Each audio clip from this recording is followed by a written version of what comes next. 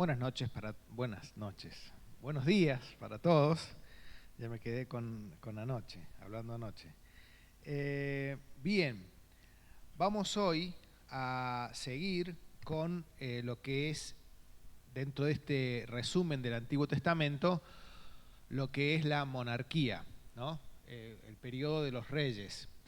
Y comenzamos a ver el primer rey de Israel, que fue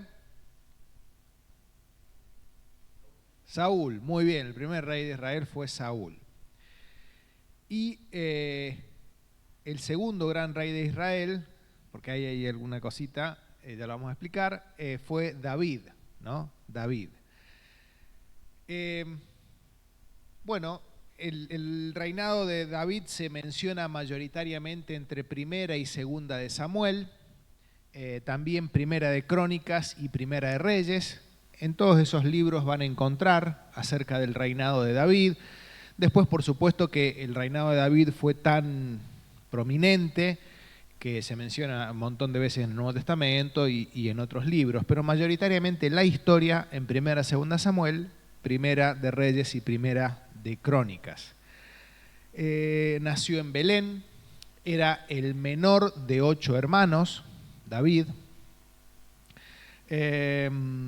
Fue ungido por rey, ¿se acuerdan? Lo habló Martín. ¿Cómo empezó el rey Saúl? Bien, empezó bien, ¿no? Dios lo unge, va a una victoria, tiene victoria, Dios lo utiliza, pero después empezó en una decadencia, ¿no? Y bueno, a tal punto tuvo 2 grandes errores que los mencionó Martín, cuando al último le dice, hasta acá llegamos, tu reino no va a ser confirmado, Dios se va a escoger a otro, y Dios elige a David. Dios elige a David como el sucesor, el próximo, ¿no? Porque a Saúl ya lo había desechado. Y vamos a leer 1 Samuel 16, del 7 al 13, que es el momento en el que David es ungido rey.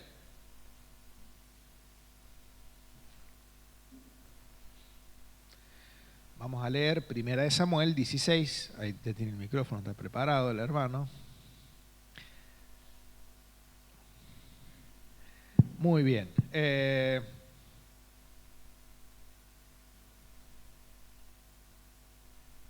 Vamos a leer desde el 6 al 13. Y aconteció que cuando ellos vinieron, él vio a Eliab y dijo: de cierto delante de Jehová está tu ungido. Vamos a explicar un poquito el contexto para no leerlo y ser más rápido. Samuel, hay muchos nombres, me confunde. Samuel estaba muy triste porque Dios había desechado a Saúl. Y le dice en el versículo 1, ¿hasta cuándo llorarás a Saúl, habiendo yo desechado a Saúl, ¿no? Entonces le dice, bueno, ve a tal lugar que va a ser ungido el nuevo rey. Entonces va a la casa de Isaí, ¿no? Que es el padre de David, ¿no? Entonces ahí tenía que elegir y les presentan a todos los hijos, ¿no? Aunque David no estaba en ese momento. Y ahí es lo que empieza a leer Martín. Y Jehová respondió a Samuel: no mires a su parecer, ni a lo grande de su estatura, porque yo lo desecho, porque Jehová no mira lo que mira el hombre, pues el hombre mira lo que está delante de sus ojos, pero Jehová mira el corazón. Entonces llamó Isaí a Abinadab y lo hizo pasar delante de Samuel, el cual dijo: tampoco a este ha escogido Jehová. Hizo luego pasar Isaí a Sama, y él dijo: tampoco a este ha escogido Jehová. E hizo pasar Isaí 7 hijos suyos delante de Samuel. Pero Samuel dijo a Isaí: Jehová no ha elegido a estos. Entonces dijo Samuel a Isaí: ¿son estos todos tus hijos? Y él respondió: queda aún el menor, que apacienta las ovejas. Y dijo Samuel a Isaí: envía por él, porque no nos sentaremos a la mesa hasta que él venga aquí. Envió pues por él y le hizo entrar, y era rubio, hermoso de ojos, y de buen parecer. Entonces Jehová dijo, levántate y úngelo, porque este es. Y Samuel tomó el cuerno del aceite y lo ungió en medio de sus hermanos. Y desde aquel día en adelante el Espíritu de Jehová vino sobre David.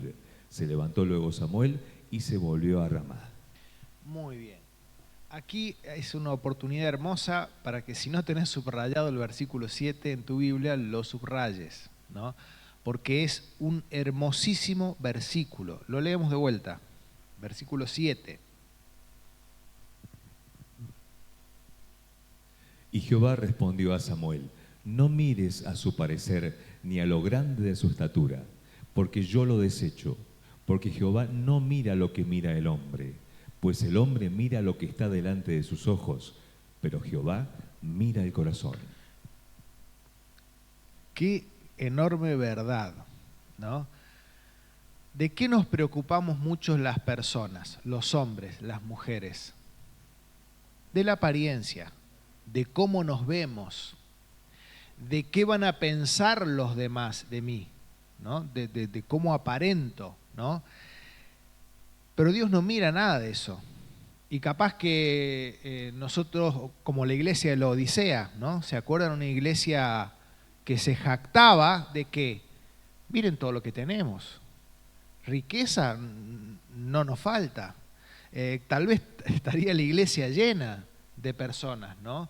Y ellos se creían ricos. Pero Dios les dice, sin mirar su apariencia, vos sos ciego, estás desnudo, no tenés ropa, vos que creés que te vestís con esplendidez en lo espiritual, porque tal vez tenés una iglesia enorme, porque tal vez hay lujo por todos lados, la iglesia tiene muchísimos recursos, y vos creés que eso es sinónimo de que Dios de que Dios estaba con esa iglesia, pero Dios le dice lo contrario. Ustedes son pobres, ustedes son ciegos, ustedes no ven, ¿no? Cristo está fuera de la iglesia, no estaba dentro.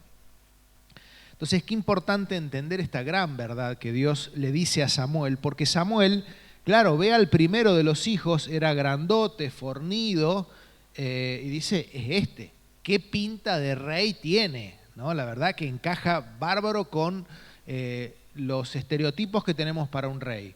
Sin embargo, Dios le dice, desecha eso, yo miro el corazón.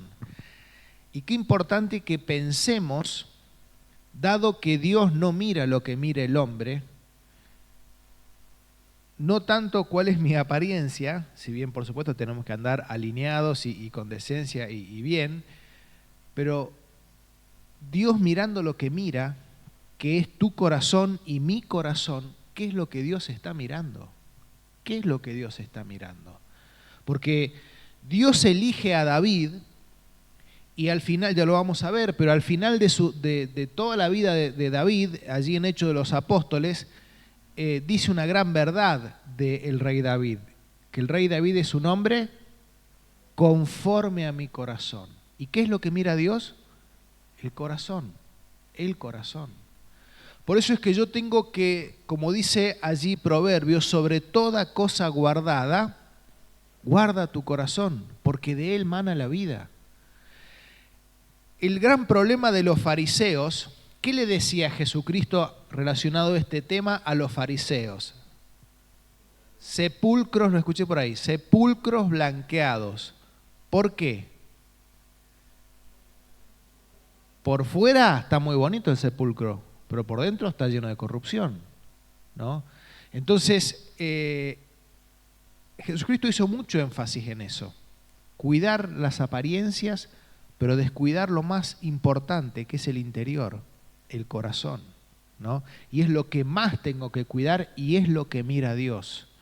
Y si Dios se agrada o no se agrada de mí, no es por mi apariencia, por lo que yo pueda tener, por lo que las personas puedan impresionarse, sino que Dios se va a agradar de mi corazón.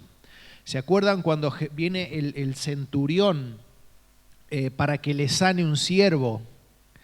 Y que cuando viene, manda a un siervo, ¿no? Para que para que sane a uno de sus criados, y dice que le dice, no hace falta que vengas a mi casa, di la palabra y solo sanará. ¿Y qué hizo Jesucristo? Se maravilló de la fe de este hombre. Se asombró Jesucristo de la fe de este hombre. Porque Dios ve el corazón. Las cosas que maravillan a Dios, las cosas que sorprenden, por así decirlo, a Dios o que le encantan a Dios, es un corazón que le cree. Un corazón consagrado, un corazón que busca santificarse, un corazón que quiere obedecerle. Por eso, en esta mañana lo que tenemos que pensar, más allá de nuestras apariencias, es cómo está nuestro corazón delante de Dios. ¿Y cómo cuido mi corazón? Y cuido mi corazón con lo que le ingreso a mi corazón, ¿no? Dice que del corazón salen las cosas del hombre, ¿no? Y si en mi corazón hay malas cosas, salen malas cosas, ¿no? Entonces es como una caja que yo tengo donde en la vida yo voy metiendo cosas, con las cosas que escucho, con las cosas que leo, con las cosas que miro, con las conversaciones que presencio, voy metiendo cosas ahí, ¿no? Y a veces después nos sorprendemos, no sé cómo salió esto de mí. Y salió de vos porque algún día lo metiste. Algún día lo metiste en tu corazón y por eso es que salió. Entonces, si salió algo que no querías que salga, tengo que pensar en qué momento lo metí, porque si salió es porque en algún momento entró. Sobre toda cosa guardada, guarda tu corazón porque de él mana la vida. Y Dios mira el corazón. Y Dios elige a David como rey mirando su corazón. Entonces aquí él es ungido rey y dice que viene el Espíritu de Dios sobre él. Y bueno, pero si bien había sido ungido rey, todavía faltaba mucho para que efectivamente sea rey, ¿no? Y él salta a la fama en el siguiente capítulo. ¿Qué pasa en el siguiente capítulo? En 1 Samuel capítulo 17. Una conocidísima historia. David y Goliat. Muy bien, la gran pelea. Saben que estaban por enfrentarse los ejércitos de Saúl y los ejércitos de los filisteos. Pero bueno, salía este paladín que tenía 2,90 metros. Imagínense, yo tengo 1,80. Ya vemos una persona de 2 metros y decimos, wow, qué alto. Tenía 2,90, ¿no? Además, todo con una coraza, con todo vestido para la guerra. En todo el ejército de Israel, hombres de guerra, hombres duros, nadie se quería meter con este hombre. Nadie se quería meter con este hombre. Incluso este hombre insultaba a Dios, insultaba al ejército, se burlaba, y era tanto el miedo que le tenían que no les importaba, ninguno se quería enfrentar con este gigante. Pero de repente David escucha que este hombre insulta a Dios y a los ejércitos de Dios y dice en el versículo 26,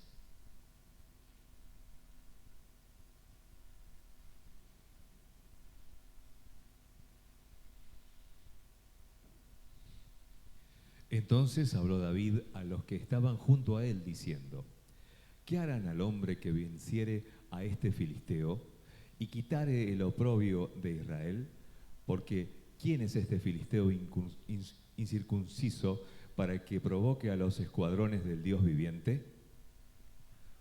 Muy bien, fíjense la indignación que tenía David. ¿Quién es este filisteo para que provoque a los escuadrones del Dios viviente? Qué claro que tenía quiénes eran. Ellos eran el ejército de Dios.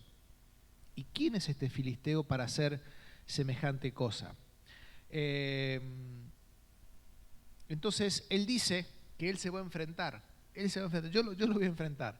Era un muchachito, un gurrumino, pobrecito, que le dice, yo los voy a enfrentar. Y le dice, no, pero disculpame, mira que vos los vas a enfrentar, está bien, la valentía de la juventud, la inconsciencia de la juventud, pero pensemos los 2 segundos, vos no estás a la estatura de ese gigante, ¿no? Y él dice lo siguiente en el versículo 34, leemos del 34 al 37.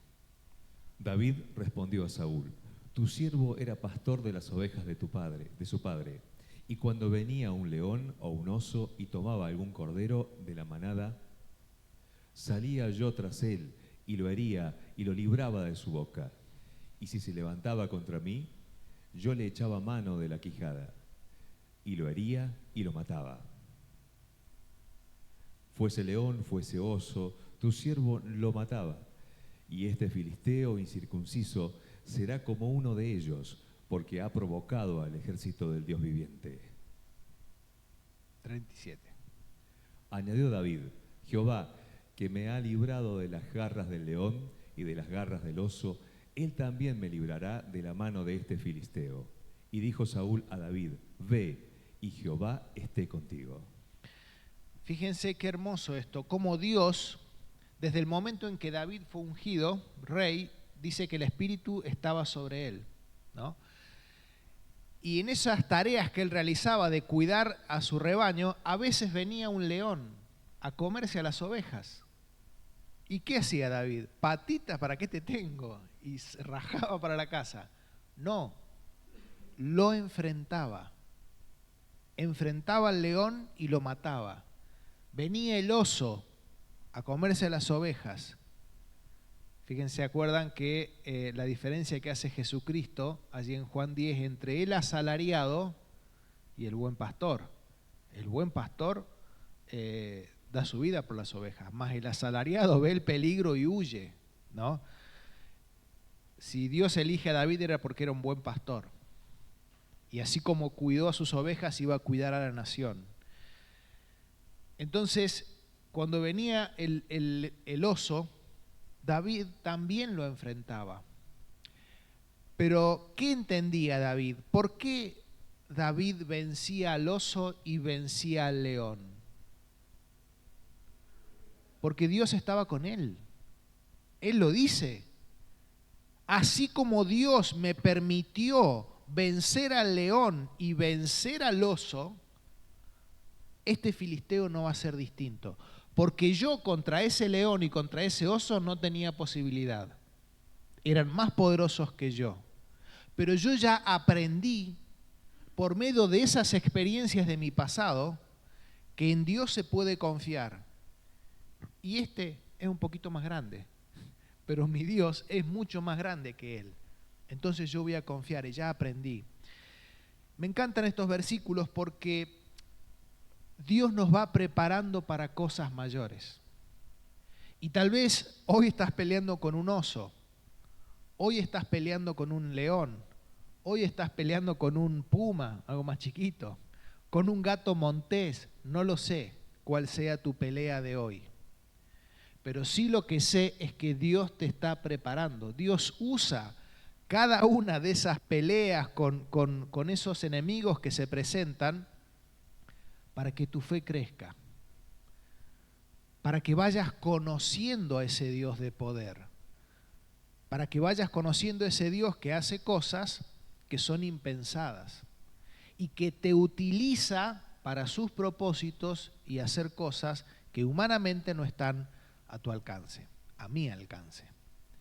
Entonces primero habrá venido el oso, después habrá venido el león, él lo fue venciendo. Entonces él ya estaba preparado para este desafío mayor, que era vencer a Goliat, porque él tenía la confianza en Dios. Entonces David pudo comprender que le seguiría ayudando. Vamos a leer el versículo 45. Entonces dijo David al filisteo: Tú vienes a mí con espada y lanza y jabalina, mas yo vengo a ti en el nombre de Jehová de los ejércitos, el Dios de los escuadrones de Israel, a quien tú has provocado. Seguimos hasta el 47. Jehová te entregará hoy en mi mano, y yo te venceré, y te cortaré la cabeza, y daré hoy los cuerpos de los filisteos a las aves del cielo y a las bestias de la tierra, y toda la tierra sabrá que hay Dios en Israel. Y sabrá toda esta congregación que Jehová no salva con espada y con lanza, porque de Jehová es la batalla, y Él os entregará a nuestras manos. Fíjense la enorme fe de David y la claridad que él tenía. Dice, no soy yo, no es mía la batalla. Yo simplemente soy el instrumento que le estoy creyendo a Dios que Él me puede utilizar para sus propósitos porque estoy siendo valiente. ¿Pero por qué estoy siendo valiente? Porque le creo a Dios, porque ya he experimentado que Dios me ha ayudado en cosas en las cuales ya no podía. Entonces esa fe es la que le hace ser valiente y entender que no era su batalla, sino que era la batalla de Dios, ¿no? Y dice, vos venís el 45 con espada, con lanza, con jabalina, seguro que con un montón de protección, ¿no? Como era en aquella época. Dice, yo solo vengo en el nombre de Jehová. Yo solo estoy confiando en Dios y estoy acá sabiendo que es Dios el que me va a dar la victoria. Leemos desde el 48 y 49. Y aconteció que cuando el filisteo se levantó y echó a andar para ir al encuentro de David, David se dio prisa y corrió a la línea de batalla contra el filisteo. Y metiendo David su mano en la bolsa, tomó de allí una piedra y la tiró con la honda, e hirió al filisteo en la frente. Y la piedra quedó clavada en la frente y cayó sobre su rostro en tierra. Bueno, y así va. Después le corta la cabeza con la misma espada de él y así lo vence. Ayer veíamos la providencia de Dios, ¿no? Tal vez palabrita que muchas veces o nunca hayamos escuchado, ¿no? Y esto habla del gobierno que tiene Dios de todo el universo, de las grandes cosas hasta las pequeñas cosas, ¿no? Y el cuidado que tiene Dios. Y David entendía eso también. Y él agarra una piedra, la revolea con su honda y da en el medio de la frente. Puede que haya tenido puntería y que lo haya practicado y seguramente no era la primera vez que tiraba. Pero la fuerza que tiró ese día y la puntería con la que tiró ese día fue guiado por el Espíritu de Dios para que esa piedra diera donde tenía que dar y que de un solo piedrazo ese hombre gigante cayera, ¿no? Y ahí también vemos la providencia de Dios, ¿no? Cuando confiamos en Dios, la providencia de Dios. Entonces, así David vence a Goliat por su fe, más allá de que era un gigante al lado de él, y ahí comienza a tener muchísima fama David. Después David comienza a ser parte de los ejércitos de Saúl, y vienen de una de las batallas donde David había ganado y las mujeres empiezan a cantar una canción. ¿Se acuerdan la canción? Hay una parte de la canción. Saúl hirió a sus 1000 y David a sus 10.000. Entonces, acá estamos en un problema. O sea, le dan más victorias a él que a mí, dijo Saúl. Solo le falta el reino, no le falta otra cosa. Desde ahí dice la Biblia que ya nunca más Saúl miró con agrado a David. Y no lo vamos a meditar hoy porque es muy larga la historia de David. Hay muchísimo, de hecho me costó condensar. Pero bueno, David está muchos años huyendo de Saúl porque injustamente él lo quiere matar por esa envidia, porque el pueblo lo quería. Entonces por eso es que lo persigue y hay muchísimas historias. Y en una de ellas que David está huyendo entre los montes rocosos y el ejército de Saúl lo perseguía, Saúl entra a hacer sus necesidades. Y Saúl se agacha y mientras está haciendo sus necesidades, justo era la cueva donde estaba David y sus hombres, ¿no? Vamos a leer Primera de Samuel 26:4, Primera de Samuel 26. David, por tanto, envió espías y supo con certeza que Saúl había venido.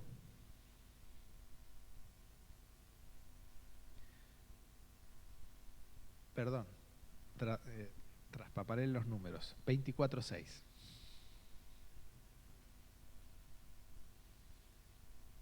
Y dijo a sus hombres: Jehová me guarde de hacer tal cosa contra mi Señor. Vamos del 4, así agarramos un poquito el contexto.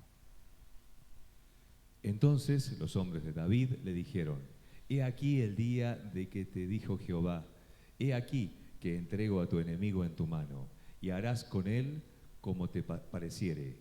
Y se levantó David y calladamente cortó la orilla del manto de Saúl. Después de esto se turbó el corazón de David, porque había cortado la orilla del manto de Saúl. Y dijo a sus hombres: Jehová me guarde de hacer tal cosa contra mi Señor, el ungido de Jehová, que yo extienda mi mano contra él, porque él es el ungido de Jehová. Así reprimió David a sus hombres con palabras y no les permitió que se levantasen contra Saúl. Y Saúl, saliendo de la cueva, siguió su camino. Más adelante vamos a ver que con el reinado del hijo de Salomón, el reino se divide. Comienza a haber reino del norte y reino del sur. Y en el reino del norte, sobre todo, los reyes duraban muy poco. A veces era el rey, el hijo, o a veces un solo reinado, y cambiaba de familia constantemente. ¿Por qué? Porque alguno de los siervos o alguno de los generales mataba al rey y él pasaba a ser rey, ¿no? Eso era como muy común, pasaba mucho. David, ¿qué oportunidad tenía? De ser rey, o sea, porque mataba a Saúl, que dice, Dios me lo entregó, vino a hacer sus necesidades a la cueva donde estamos todos mis hombres, ¿no? Le corto la cabeza, lo saco afuera, digo, mira, acá está mi enemigo, yo quiero ser rey. Pero él era distinto, por eso es que Dios dice, este es un hombre conforme a mi corazón. Este era un hombre distinto. ¿Por qué no lo toca? ¿Y por qué hasta se turba de cortarle un pedacito del manto con el cual se cubrían? Porque era un ungido de Dios. Porque en un momento atrás, Saúl había sido ungido como rey. Era un ungido de Dios. Y dice, eso para mí es intocable. Dios me libre de levantar la mano contra el ungido de Dios. Y eso me lleva a pensar en nosotros hoy. Esta actitud que tiene David. ¿Cuántos somos ungidos? Todos los que hemos creído en Cristo. Si hemos creído en Cristo, hemos sido ungidos con el Espíritu de Dios. Todos tenemos el Espíritu de Dios. Ojalá pensáramos como David. Dios me libre de levantar la mano contra mi hermano o contra mi hermana. Dios me libre en hacer algo. Hay palabras de hombres que son como golpes de espada, dice. Dios me libre de decir algo que no corresponde contra un hermano o contra una hermana. ¿Por qué? ¿Por qué?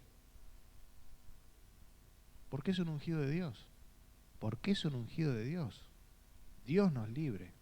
Ojalá que tengamos este pensamiento y por esto y por muchas otras cosas que no nos da el tiempo, Dios decía de David, este es un hombre conforme a mi corazón. 2 veces le pasa a David que tiene oportunidad de matarlo. En otra oportunidad están todos durmiendo en el campamento y dice que Dios hace que entren en un sueño muy profundo. ¿Qué es eso? Los que vinieron ayer, providencia de Dios. Dios hizo que entrara en un sueño muy profundo. Y entra David y saca una de las cosas del rey.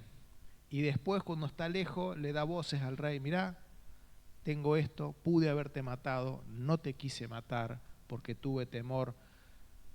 No escuches, le dice David, a aquellos que dicen que yo te quiero hacer mal, porque es mentira. Yo te pude haber matado en la segunda oportunidad que pude haberlo hecho y no lo hice. David era un hombre conforme al corazón de Dios. Bien, vamos más adelante. Saben que lo bueno que tiene la Biblia, vamos a ir a 2 de Samuel capítulo 12, no, 11. Lo bueno que tiene la Biblia es que de sus grandes héroes los muestra como son, con sus virtudes y con sus defectos. Y aquí en 2 Samuel capítulo 11 vemos el gran pecado de David, el gran pecado de David. Cometió otros, este tal vez es el más grande y el que le trajo mayores consecuencias. Vamos a leer desde el 1 hasta el 5. Aconteció al año siguiente, en el tiempo, que salen los reyes a la guerra, que David envió a Joab, y con él a sus siervos y a todo Israel. Y destruyeron a los amonitas, y sitiaron a Rabá. Pero David se quedó en Jerusalén. Y sucedió un día, al caer la tarde, que se levantó David de su lecho y se paseaba sobre el terrado de la casa de Real. Y vio desde el terrado a una mujer que se estaba bañando, la cual era muy hermosa. Envió David a preguntar por aquella mujer y le dijeron: aquella es Betsabé, hija de Eliam, mujer de Urías Heteo. Y envió David mensajeros y la tomó y vino a él, y él durmió con ella. Luego ella se purificó de su inmundicia y se volvió a su casa. Y concibió la mujer y envió a hacerlo saber a David, diciendo: estoy encinta. Muy bien. Fíjense todas las cosas que pasan acá. Dice que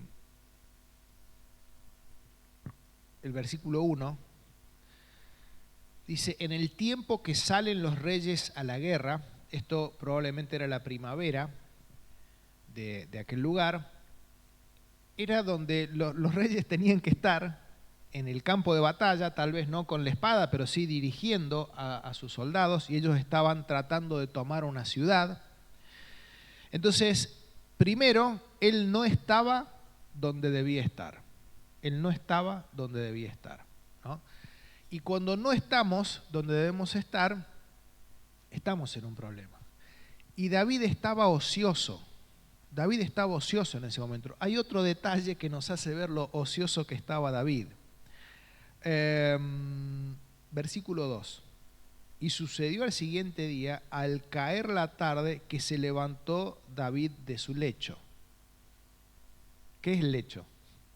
La cama. ¿A qué hora se levantó? Cuando ya estaba cayendo el sol. Ya estaba cayendo el sol, se levantó una siesta larguita, ¿no? Entonces, su ejército, que era donde debía estar, estaban tal vez a la intemperie, durmiendo en carpas, peleando. Él se había quedado en su cómodo palacio y se levantaba cuando caía el sol, ¿no?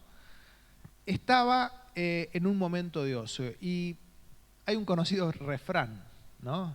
Mente ociosa, taller del diablo. Tener mucho cuidado cuando estamos ociosos, porque primero que Dios está en contra de todo eso, ¿no? Del ocio, ¿no? Del ocio como actividad constante, ¿no? Que tengamos algún tiempo de ocio es hasta bueno para bajar las revoluciones de la vida. Pero el ocio como algo constante es malo, es malo, es malo.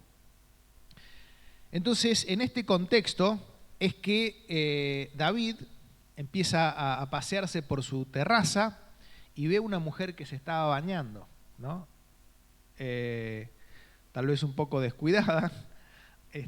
No estaba, si bien tenían murallas, los patios, esta mujer estaba en el patio de su casa, pero bueno, si sabés que hay algún lugar que te pueden ver, como hoy están en los edificios, y capaz que faltó un poquito de cuidado ahí. Entonces David la mira. David la mira y se siente atraído por ella. Obviamente dice que la Biblia que era una mujer muy hermosa. Saben que los reyes, hasta era como la costumbre en la época, en ese entonces Dios permitía la poligamia en el sentido de que podían tener muchas esposas. David podía tener muchas mujeres, ¿no? Si bien Dios a los reyes le aconsejaba no tener muchas mujeres, pero podían tener más de una, ¿no? Dios permitía eso, no era la voluntad de Dios. La voluntad de Dios es Adán y Eva, un hombre y una mujer. Pero bueno, por la dureza del corazón Dios permitía eso. Entonces David, si le hubiesen dicho ¿quién es esa? Y esa es la hija de Juan Gómez, el ferretero, Juan Gómez. Ah, bueno, la quiero conocer y hablen con Juan Gómez porque me interesa y quiero que sea mi esposa, porque la verdad que es una mujer muy, muy hermosa. Hasta ahí no hubiese habido ningún problema, ¿no? De hecho, muchas de las esposas deben haber ocurrido situaciones similares. El tema es que cuando él pregunta, a él le dicen, esta es una mujer casada. Esta es una mujer casada.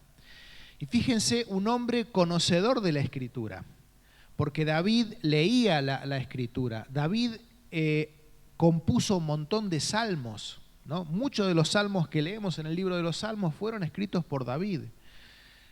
Algunos atribuyen el Salmo 119 a David, ¿no? Y hay otros salmos donde exaltan las virtudes de la palabra de Dios. Entonces David sabía que esa mujer no le era permitido. Si hay algo que David conocía eran los 10 mandamientos que dicen no codiciarás la mujer de tu prójimo. Eso David lo sabía. Sin embargo le dicen es la mujer de Urías Eteo y él la manda a llamar igual. No se resiste mucho Betsabé, como de común acuerdo, están juntos. Ella después, es lo que hemos leído, ella, ¿cómo es esto? Concibe. Y una cosa que quiero que pensemos antes de seguir es, ¿qué le pasó a David?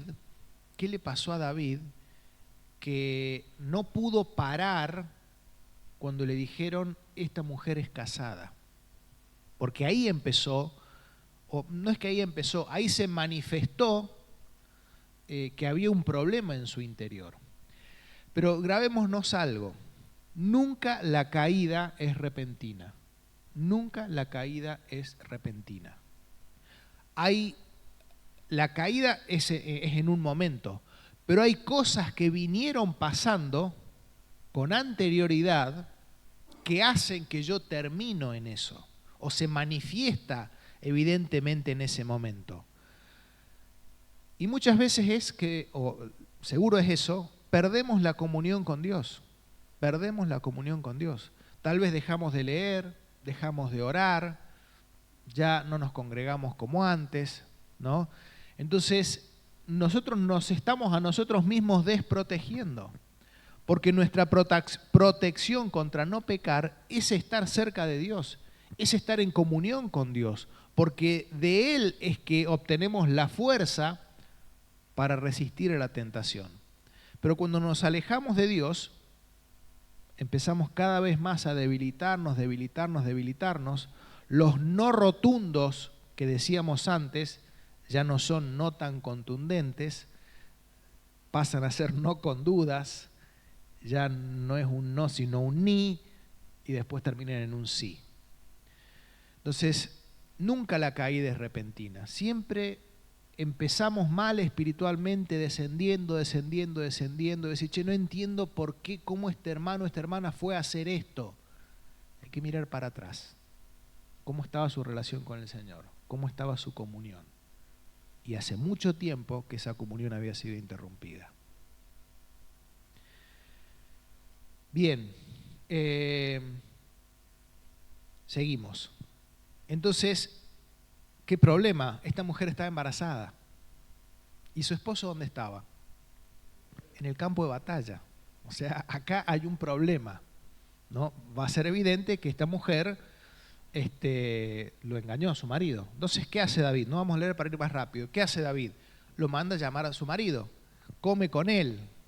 Y medio borrachito lo manda a su casa para que durmiera con su esposa, entonces lo hacía pasar por hijo de Urías Eteo, ¿no? ¿Y qué hace Urías? Duerme en la puerta de la casa. No puede ser, fíjense la fidelidad de este hombre, no puede ser que mis compañeros de guerra duermen a la intemperie en el campo y yo entro a mi casa y duermo con mi mujer. Yo voy a dormir en la calle. Le dan aviso a David, entonces dice, bueno, se me arruinó el plan.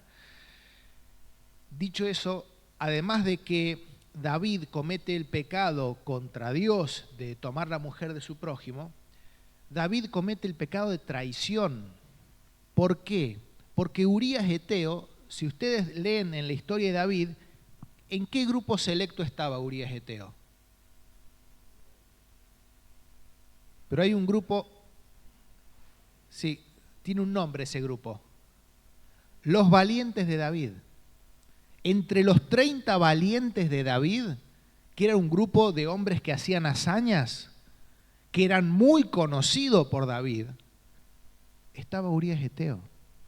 O sea, además de todo el pecado, es un pecado de traición, porque traicionó a un hombre en el cual luchaba por él, ¿no? Un hombre muy conocido por él. Entonces, como ve que no va a poder hacer pasar al hijo por hijo de Urías Heteo, le dice al general Joab algo que no se hace en la guerra. Acérquense al muro, que Urías vaya primero y después retírense. ¿Para qué? Porque sabía que cuando te acercás al muro, te tiran cosas del muro y van a morir gente. Entonces después le mandan a avisar que, que había muerto Urías Heteo. Él espera un tiempo, el tiempo del duelo de la mujer, se casa con ella.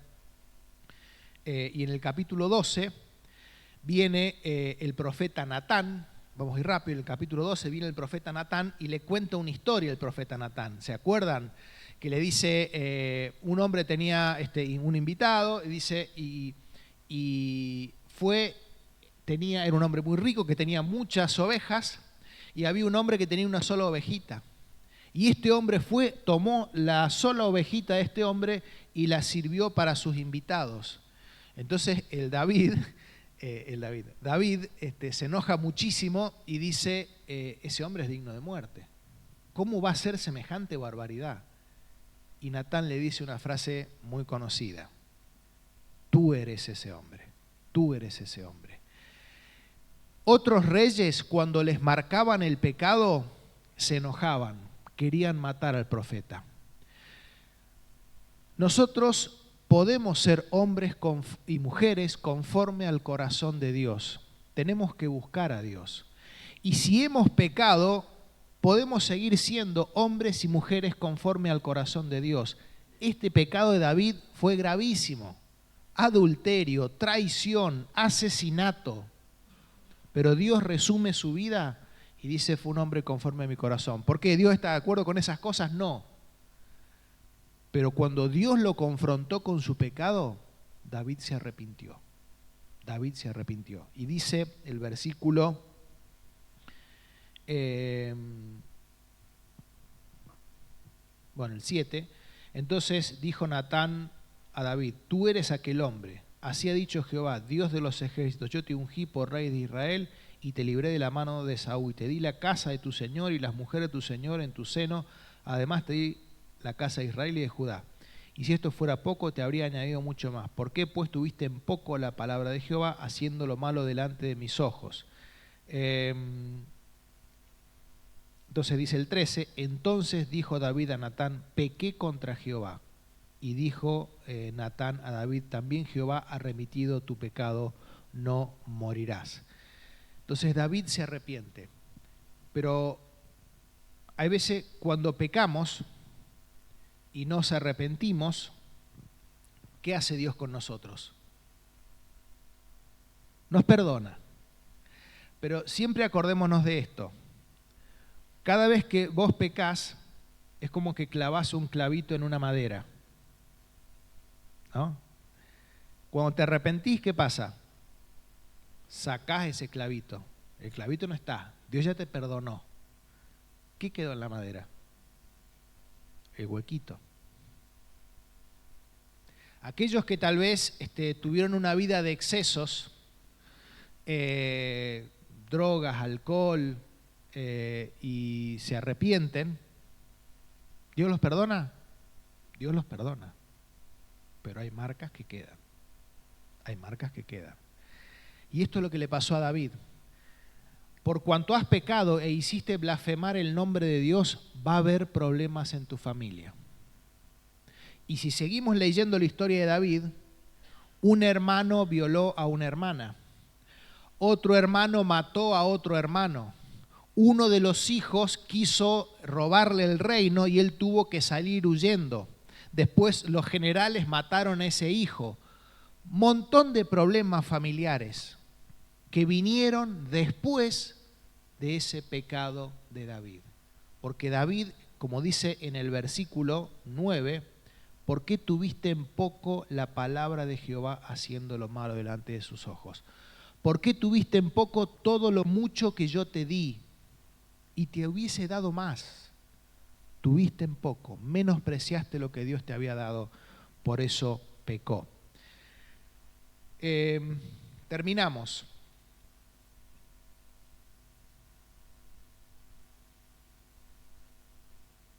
Bien, terminamos diciendo lo siguiente. Después David tuvo muchísimos problemas familiares como consecuencia de este pecado. David expandió mucho su reino, fue el reino donde más se expandió el territorio, la nación de Israel. Fue un rey que conquistó Jerusalén, donde hizo la capital del reino. Él reinó en Jerusalén y él terminó muriendo de viejo, ¿no? Y después reinó su hijo Salomón.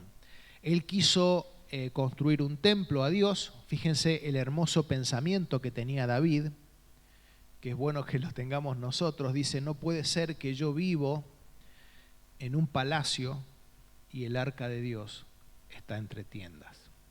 Dice, él pensó así y dice, yo tengo que construir un templo a Dios, más majestuoso que la casa en la que vivo yo.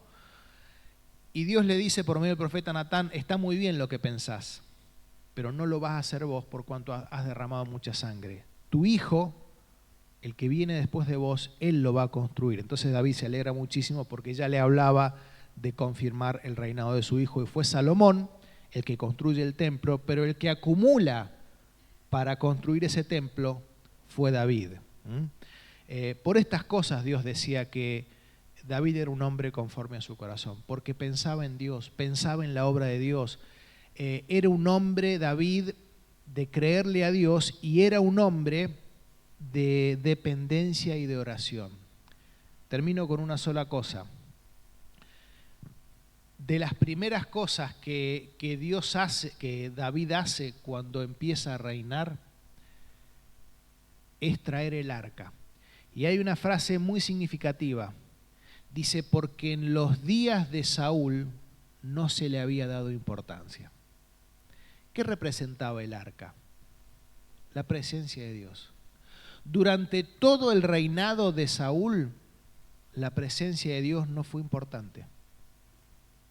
Porque para el rey no fue importante. Y descuidó el arca. Pero lo primero que quiso hacer David es traer el arca. Porque para él la presencia de Dios era importante. David era un hombre de comunión con Dios, un hombre de dependencia de Dios, un hombre que cuando pecaba se arrepentía, un hombre que buscaba a Dios, que pecó, pero que se arrepentía y volvió al camino de Dios. Que Dios nos ayude a cuidar nuestro corazón sobre todas las cosas, porque eso es lo que mira Dios. Vamos a terminar con una oración y después sí nos saludamos. Le voy a pedir a Nelson si puede cerrar con una oración.